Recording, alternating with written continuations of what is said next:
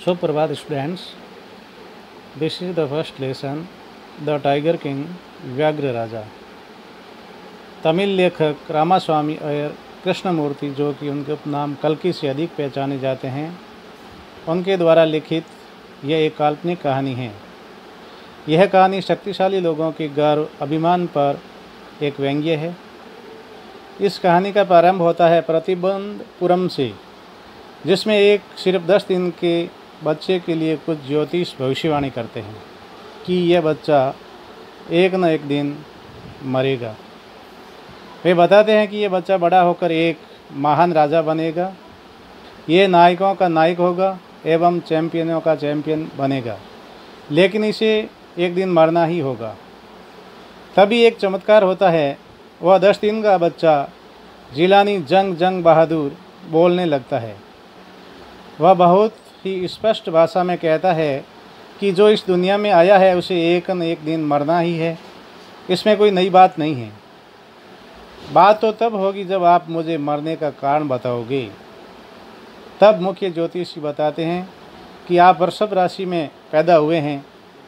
वृषभ और व्याघ्र शत्रु होते हैं, अतः आपकी मृत्यु व्याघ्र द्वारा होगी। यह कहानी 20 वर्ष आगे बढ़ जाती है। वह छोटा सा लड़का 20 साल का हो जाता है एवं प्रतिबंधपुरम का राजा बन जाता है। प्रतिबंधपुरम एक ऐसी जगह है जिसमें बहुत सारे जंगल हैं और उसमें बहुत सारे व्याघ्र भी हैं। तो राजा ने वहाँ व्याघ्रों का शिकार करना शुरू कर दिया। राजा जब पहले व्याघ्र का शिकार करता है तो वह बहुत खुश होता है और ज्योतिषियों को बुलाता है और बोलता है कि मैंने पहले व्याघ्र को मार दिया है। तो मुख्य ज्योतिषी बताता है कि आपको खतरा पहले व्याघ्र से नहीं था, आपको खतरा था 100वें व्याघ्र से। तब राजा ने कहा, मैं 100वें व्याघ्र को भी मार दूं तो क्या होगा? तब ज्योतिष ने कहा, मैं अपनी सभी पुस्तकों को फाड़ दूंगा एवं आग लगा दूंगा और उसके बाद आपको कोई भी खतरा नहीं होगा। राजा अपने व्याघ्रों के शिकार को निरंतर चालू रखता है, लेकिन जैसे जैसे वो व्याघ्रों को मारता जाता है तो वैसे ही प्रतिबंधपुरम के जंगलों में व्याघ्रों की संख्या कम होती जाती है।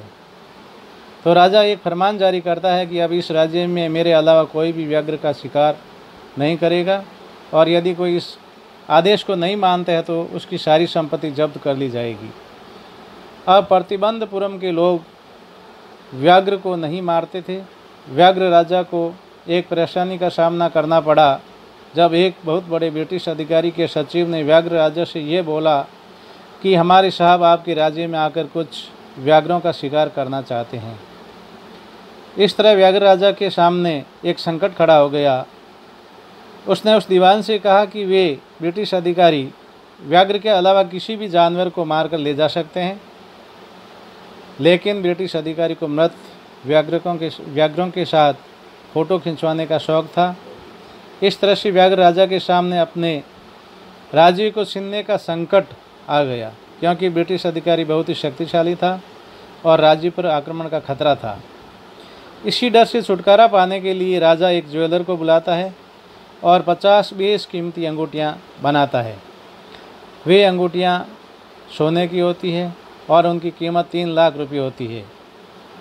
राजा उन अंगूठियों को ब्रिटिश अधिकारी की पत्नी को भेजता है और सोचता है कि वह उसमें से कुछ अंगूठियां पसंद कर बाकी भेज देगा, लेकिन उनका जवाब आता है, आपके उपहार के लिए बहुत बहुत धन्यवाद। महाराजा प्रसन्न थे कि भले ही उनके 3 लाख रुपये खर्च हो गए थे, परंतु उन्होंने अपना राज्य बचा लिया। इस तरह व्याघ्र राजा अपनी योजना को जारी रखता है। इसी मिशन के तहत 70 व्याघ्रों को मार देता है।